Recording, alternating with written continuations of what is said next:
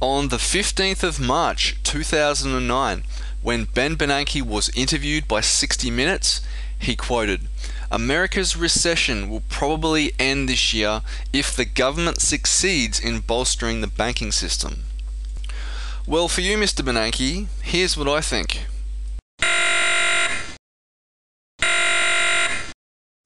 He's wrong, he's lying, and has been ordered not to use the D word, depression, due to the fact that they do not want to cause panic in the market and panic amongst people. But the depression, or the start of depression, is here, and the domino effect will now take effect to other countries. They really have gone full tard here and done something that I think is ridiculous. You have heard me refer to this as their bag of typical tricks up their sleeve, and they're trying to create a false sense of security again. Let's take a look at what happened overnight. The Federal Reserve fueled a rally on Wall Street today when the central bank announced a plan to buy US debt. You know, they agreed to buy $300 billion here, $850 billion, blah, blah, blah. It's over $1 trillion of national debt and treasuries they're buying.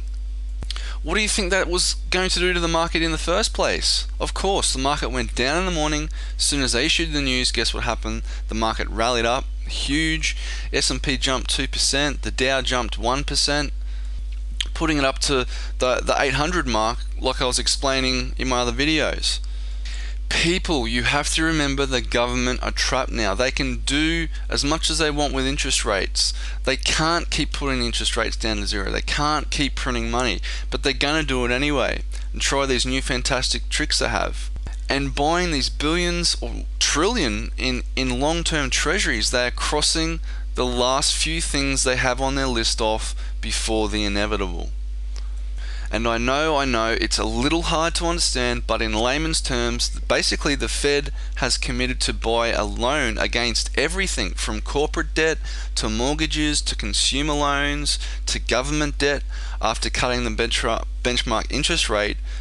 And all of this is coming straight after a worsening recession, and that sent employment rates to a quarter of a century highs, or about 8%.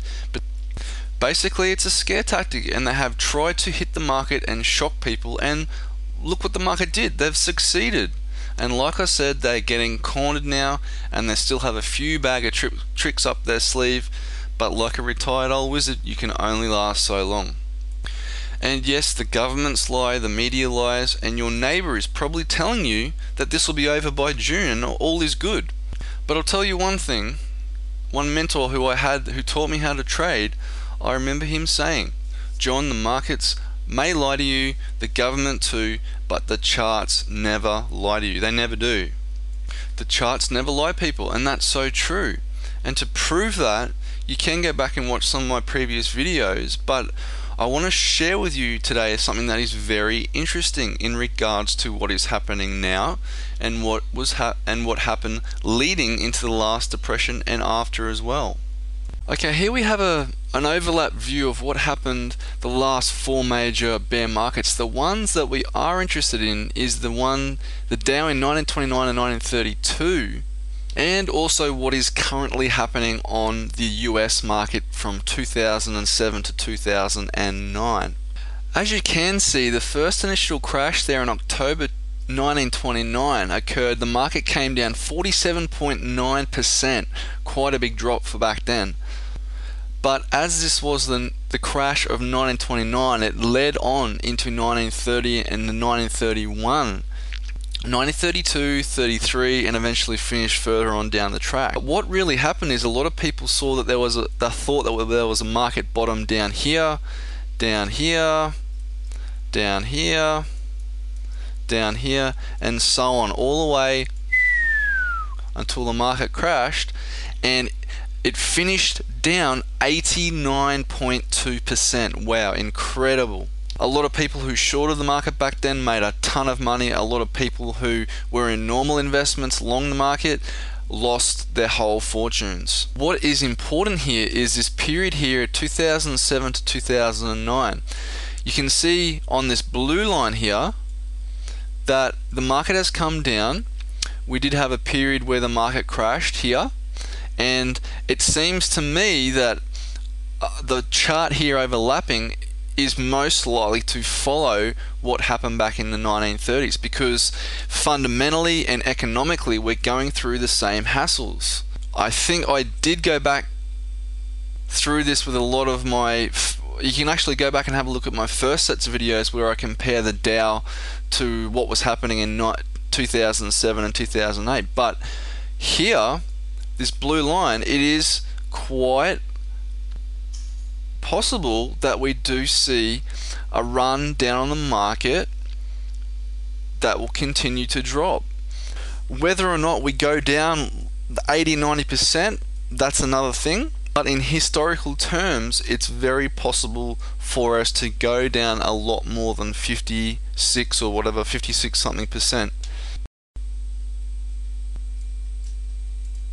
The next chart we will take a quick look at is comparing what happened in the 1937 recession to what is happening in the current period. Have a look, the area in blue is what happened on the Dow Jones in the period of 1937 to 38, and in the red line is actually what is happening up to the current date. You'll see the current date is around about there. The crucial thing here too is we've had the biggest annual drop in the Standard & Poor's 500 index since 1937. So that led me into a whole series of investigation of charts and overlapping charts to see what I could come up with. As you can see on the Dow in 1937-38, we had all these peaks and troughs. The market was going haywire. There was a very large drop down here, and the market kind of went sideways and then it went up again.